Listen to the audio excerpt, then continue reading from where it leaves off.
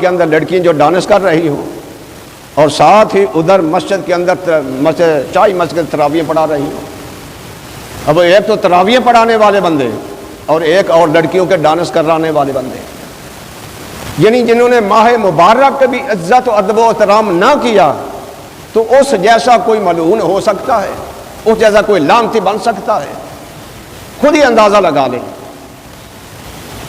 تو حضرات محترم، پھر اس کے بعد اس لیے میں کہہ رہا ہوں کہ اپنے ایمان کو بچاؤ. ان سیاست دانوں کے پیچھے لگ کر اپنے ایمان کا جنازہ مت نکالو.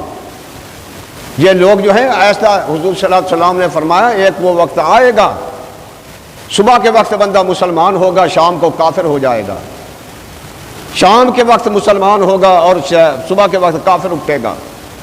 وہ کیوں؟ اور اسے پھر پتہ ہی نہیں ہو